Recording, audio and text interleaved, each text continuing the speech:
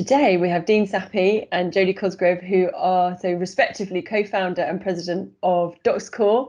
And Jody, you are at Terran, you're heading the drafting unit. I think I actually that's not your title though. What's your actual title, Jody? Hi, everyone.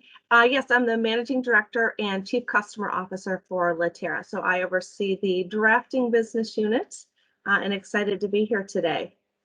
It's lovely to have you on. So I've diligently noted that you were at Microsystem for 12 years, and obviously you became part of Terran as part of the acquisition. So you've been there a very long time. Well, part of the business a very long time. Yeah, definitely. I think now over almost 16 years in total with the company. Yeah, absolutely.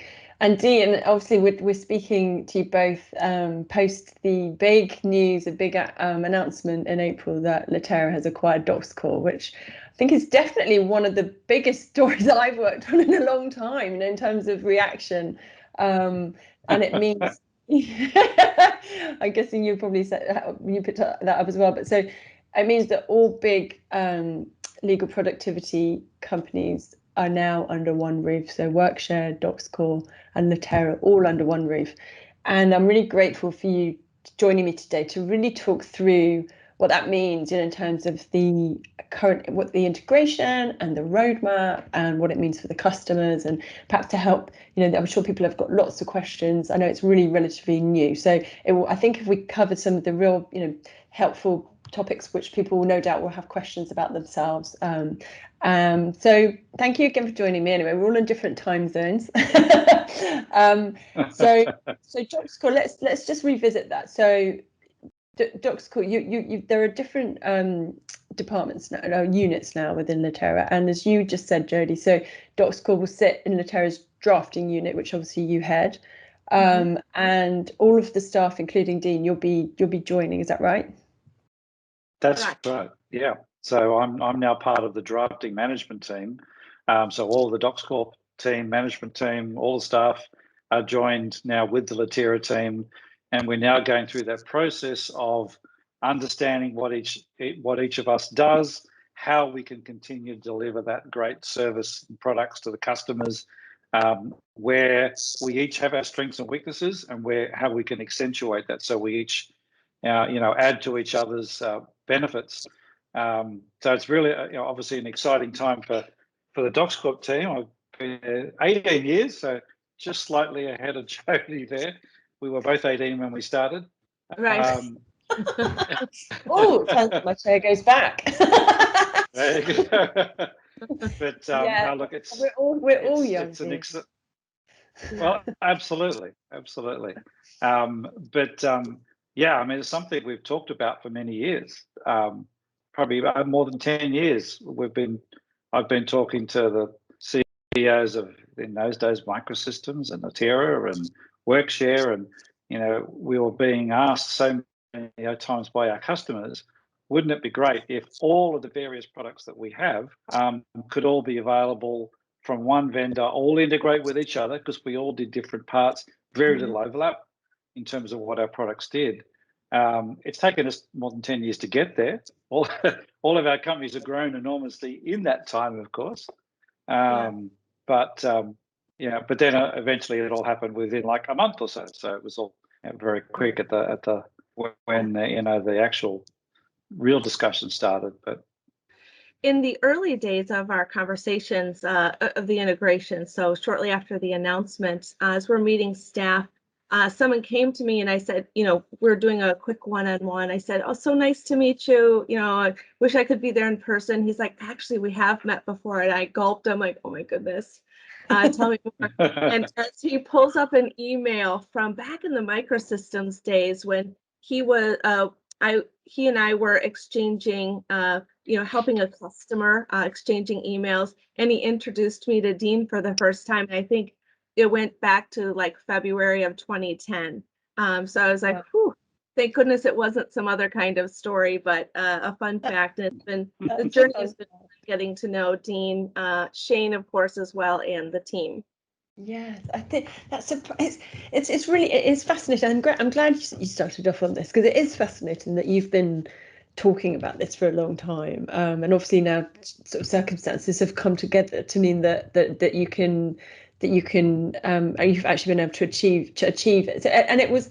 Is that right? So that it's been something that customers have been asking for. Is that right? So behind the scenes, saying we wish this would happen. Yes. And could you please help us, especially when it comes to even as simple as something like support, an issue with a product? Their end users really just want a simplified experience, products that work. They don't want to have to think about which tab, for example, in Word would I go to. I just want to tailor my content, get my work done, and perhaps get home earlier at night. So how can we transform the way end users are working and simplify that experience and bring everything together to make that happen? Yeah, and it happened quite quickly. So how long ago? I mean, we'll get into the weeds in a second, but how long ago did you start having talks in terms of the actual real life? This coming off now. This before the deal in April. I guess I'll look to Dean. End of January, we started more, serious discussions. So it literally did end up happening very, very quickly, from nothing to deal done within a very short amount of time. And only a small group of people obviously could be involved in those discussions because you never quite know whether that's going to end up coming about. And in the meantime, we're all continuing to have our team focused on what they're doing. So we haven't had the many months of talking about how that might be done, planning, where all the people would sit in the organization, not who would be leaving, but where would everyone sit in a bigger structure.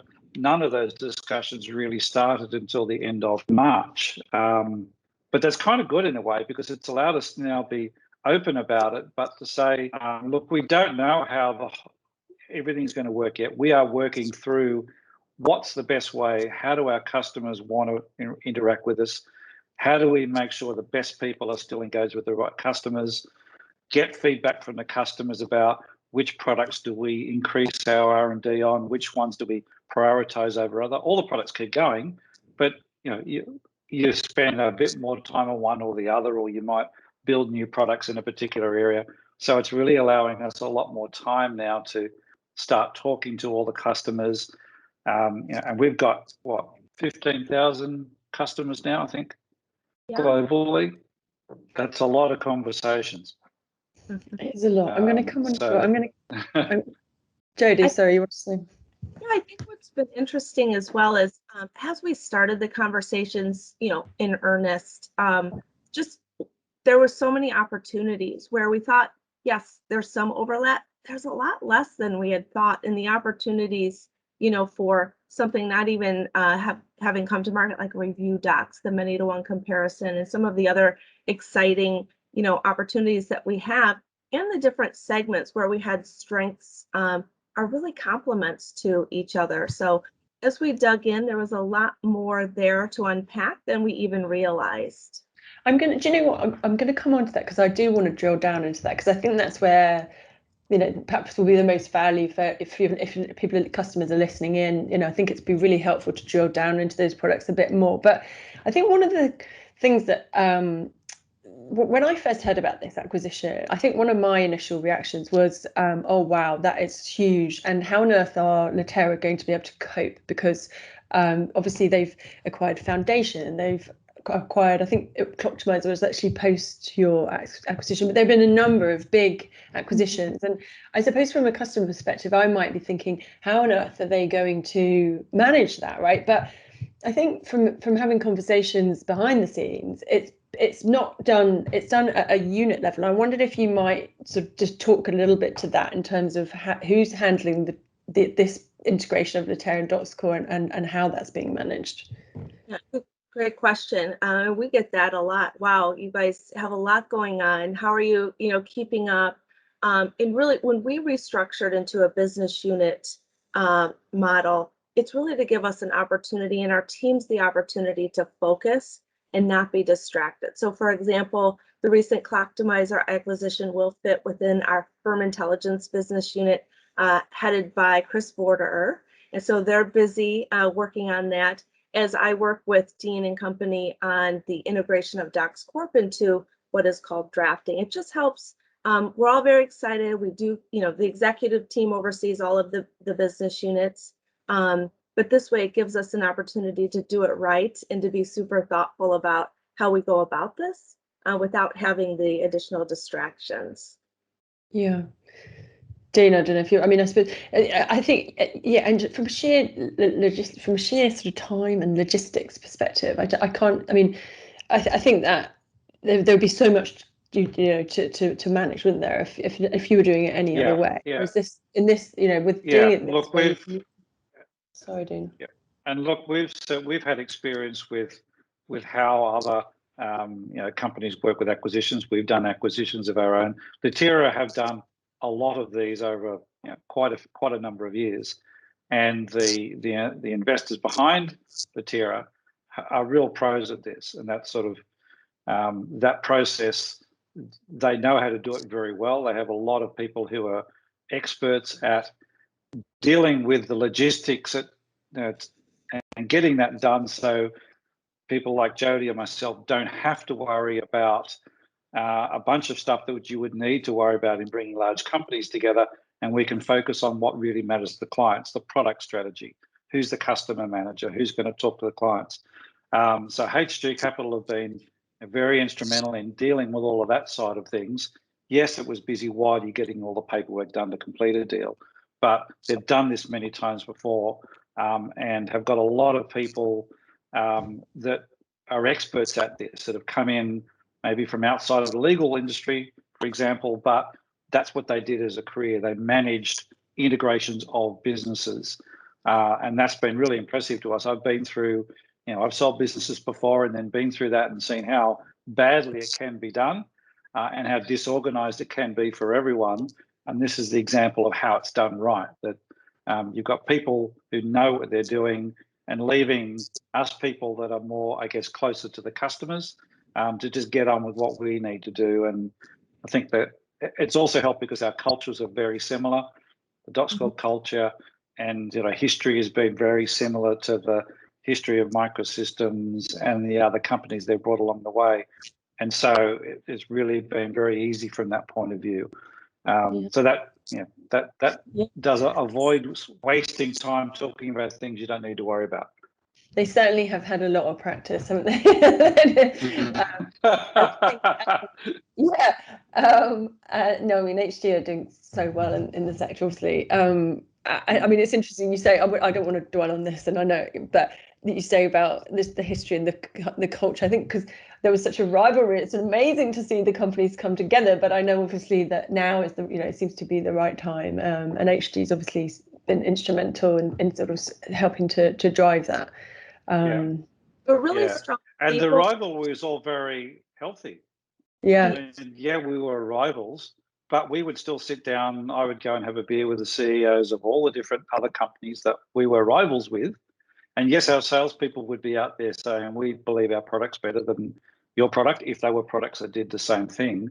But there was always, behind the scenes, a lot of communication that went on between our organizations, because customers would have both our product sets and would need to, we would need to talk to one of the other companies to find out, okay, our little API or our little word add-in is conflicting with yours. Let's figure out how to make it work right for the customer. So maybe the customer perception was there was more rivalry than really what there was. There was a lot of respect that each of us were building great products, and that's a good thing. Yeah. And really just great people. It's been really fun to get to know the teams, and even more fun to get to know how we can better serve our customers versus trying to compete in spaces where it was really more of a compliment in helping each other. So excited about that. The legal sector is amazing for that, actually, like in terms of everyone getting together and, when we organise events, and I remember having somebody actually from HG come and to one of our events and say, God, I can't believe that all of these CIOs they're all from different different firms that get together, and everyone, it's a very collegiate thing, isn't it? So in terms of, just to revisit, the unit. So thank you for that clarification. Just for completeness. So you've got drafting, firm intelligence, which is where foundations sit. You've got transactional, and you've got litigation, which kind of speak for themselves really. And we don't need to go too much into those. I think that and I think perhaps we should get into let's perhaps look in the products. I mean, I'm curious. I want to ask this first, actually. Is there a sort of potential for sort of cross integration between the units? Is that the plan, or are they going to be quite segregated? What's the plan in there? Yeah, absolutely a plan for that. So the idea is, how can we simplify that workflow and have the right technology at the right place at the right time? So for example, in transaction management, integration with our comparison solution that is available today, or templates and document automation within Firm Intelligence. There are definitely ways, and that is absolutely part of our strategy, is how can we take advantage of technologies in each of the business units to make sense in the right moment. Okay, thank you. Sorry, Dean. Yeah, and it's workshopping those ideas with the clients, because we've talked about how do we get creating deal books or closing books that PDF Docs does, have that driven from the Transact product. But any of those developments take 6-12 months to do. So you don't start down that path until we then start workshopping with clients and saying, look, do you need this? If we were to do something like this, how would it need to work? What are the issues we need to be aware of? And then based on that feedback, then it's, okay, yeah, there's enough people who want this. Yes, we can do it technically. Great, let's start. But of course, customers aren't going to see it for another 6 or 12 months. These things take a long time to build, even when you own all the technologies. And even when you've got all the developers sitting in a room, coding takes a lot of time. So that's the path that we've started down now. Okay, so let's look at the products though, because I think I was surprised at how little overlap there was, but obviously there is some. So let's look at this is straight from your website. So you've got DocsCore. I think it's worth just drilling down into this a little bit. DocsCore, you have your sort of 4 buckets, as it were. So create, collaborate, publish, and process. And I think, and then Litera has create, check, and collaborate. And I think that the two, so the create and collaborate, so I don't think we probably need to necessarily go through all of your products, but I think that, you've both got document assembly and templating tools. So Litera is called Forte, isn't it? And then within DocsCore, your document assembly and templating is called Veridocs. That's one of the areas of overlap, isn't it? Is that a significant overlap? Is there, what would you say in terms of, I know, Dean, you've talked before about compare and how the overlap is less. I'll come on to that in a minute. But when it comes to document assembly and templating, what's the extent of the overlap and what does that mean for customers? Definitely. So in concept, it seems like an overlap, but another one where it's, oh, okay, this is how you are approaching document automation. Maybe a better fit for a different segment or a different, geography of customers. For example, in the UK, document standards are different with house styles and things like that. So that's what we're doing right now, is taking a look at what is the best fit for our customers. How can we serve, not only the Global 100, but all 15,000 of our customers in a way that makes sense, in providing the right solutions for their size, even based on, complexities, et cetera. But finding that, like the other products, we had different approaches, even though it may have seemed like, okay, you both have create and document automation, but different approach, different real customer focus. So that's the process we're going now. Yeah, I mean, it's not dissimilar to saying, well, there's different practice management accounting programs for law firms, but you wouldn't put in, an Elite or an Adirant into a 50-user firm. It would be an overkill. It could work, but it would be really complex and expensive to implement it. Same thing with document templates, styling, a product that is highly configurable and is integrated for a really large firm is not going to be a product that's going to be as successful for a mid-sized firm. The way they work is different. Their expectations about how much time they've got to implement it, how much budget they've got to do that is very different.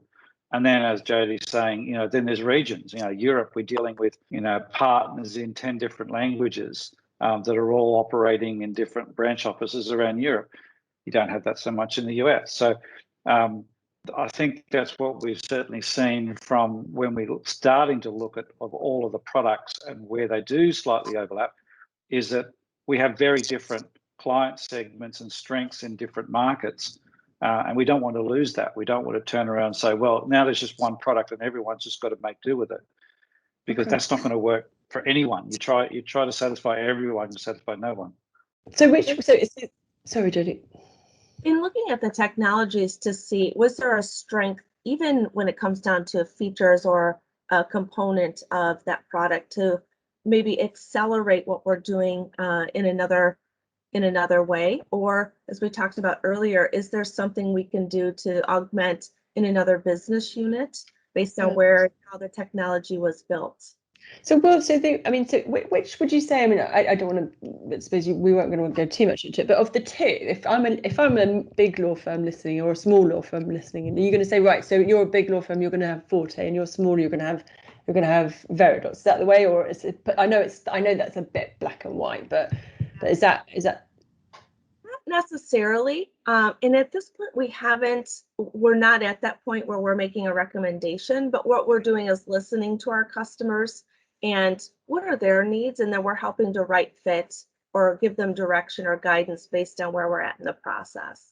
And in terms of the intention is to maintain for sort of some time the two products. I mean, what's interesting to me and so what this sort of merger of different products it's not, obviously Natera is a leader in what we call platformization. I know it just is platformization, but it's what's quite interesting in terms of development, and this is something I think everybody is starting to become savvy at sort of understanding, is that can be quite expensive to sort of invest and maintain two different tracks. But I suppose if they are very much for different parts of the market and there's a reason behind it, then it's only where you're kind of maintaining it just because and actually because customers don't want to be forced to move off a product. They don't like it. They don't like things being sunsetted. It leaves a very bad taste. But actually, I suppose where there's a reason to maintain both, that's different.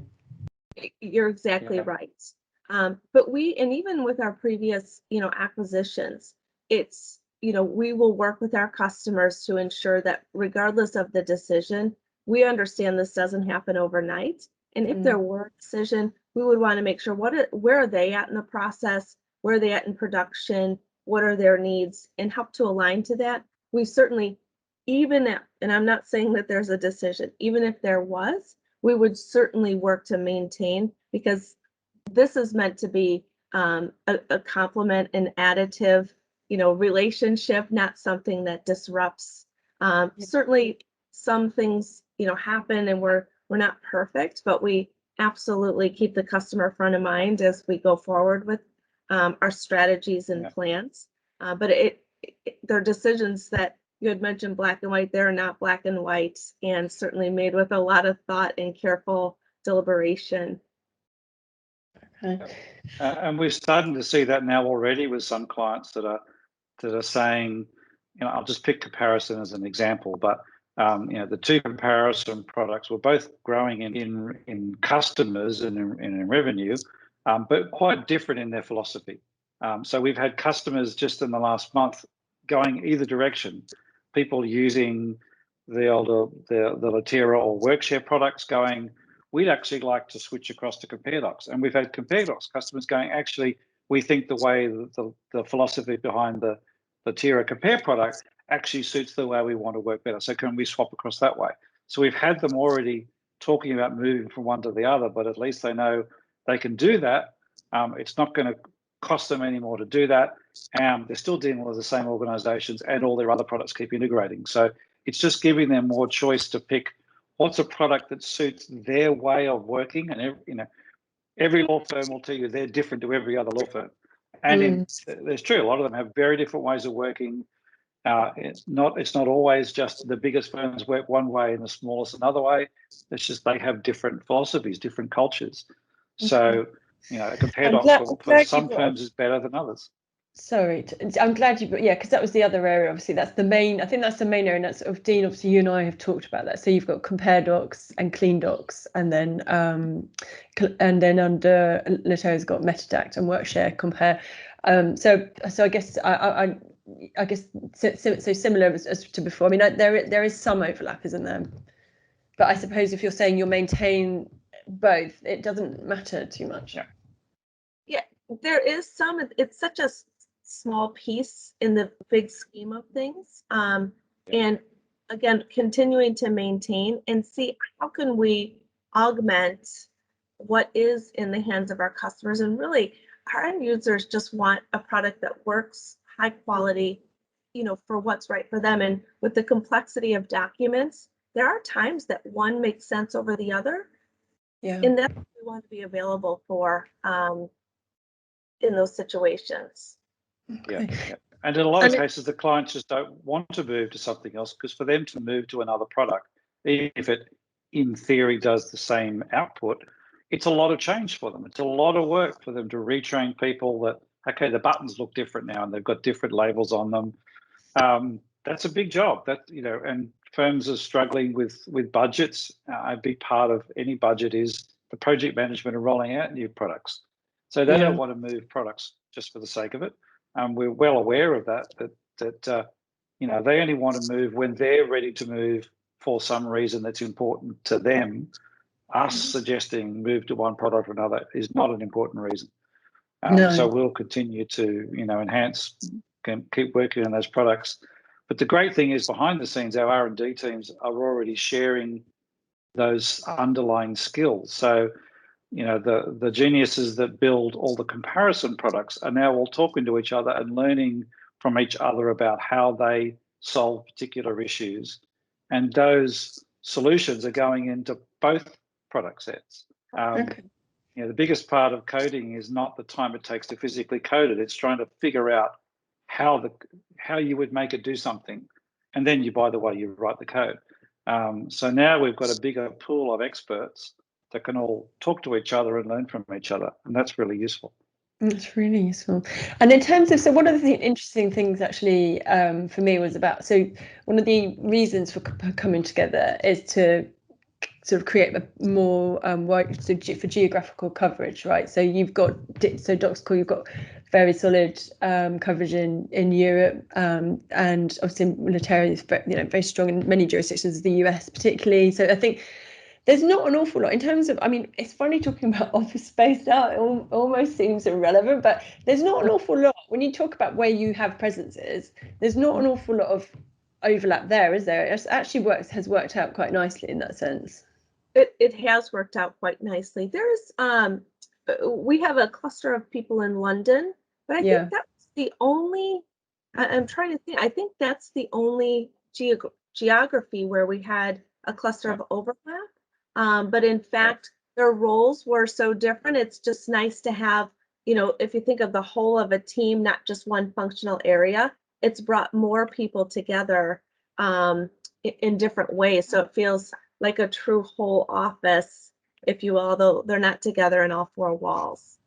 It's very strange. And obviously Australia, where you are, Dean. Oh, yes. And of all time, that's not to be, well, I want to go visit Dean right now. I want. Well, you're all welcome. You just got to quarantine for 2 weeks before we will let you in. Get in. And then in terms of